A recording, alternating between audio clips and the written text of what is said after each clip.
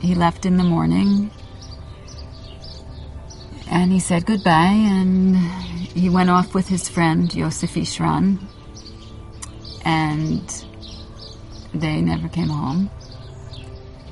He took a day off from school with a friend of his and came out here into the canyon to explore Israel, to explore his backyard. And he was trapped in this cave back there by 4 or 5 Palestinian terrorists. They were beaten to death with rocks.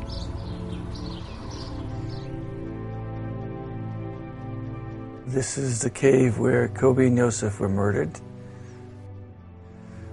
It's a place of great horror and great holiness at the same time. I felt like I had no control and no understanding of the world. I felt that there had to be a God who had a much greater understanding than I could ever have, because I felt so limited. We were surrounded by people who took care of us physically and emotionally and spiritually, and were just there for us. And so all the love that people showed us gave us the power to feel that we could take this horror and cruelty and transform it into some kind of good in the world. We were determined to create something out of the tragedy of Kobe's death. We understood this horror of elut, of grief, the sharpness of the grief and the intensity and the way it was like a wild animal. And we understood the way it hurt us and the way it hurt our children. And we saw that other families and children who had family members murdered by terrorists needed help, and that we could find a way to give them that help. So we got the idea to do a small camp for children who had relatives killed by terrorists in Israel.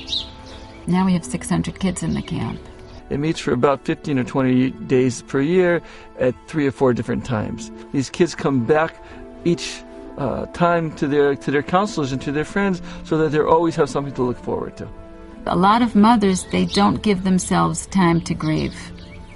They go right back to regular life. And even during the Shiva, they're already feeding other people and taking care of other people. And I got the idea that I should bring other women who'd suffered loss by having terrorists murder their children, bring them for 2-day healing programs. If you can find a way to put good into the world, then in a way you're bringing the dead person into the world, because all that good is created on the back of that person. Our camp is the happiest place in the world, because when you've hit the low of lows, also your high gets raised up. Like you can reach an even greater joy, because you know how great happiness is.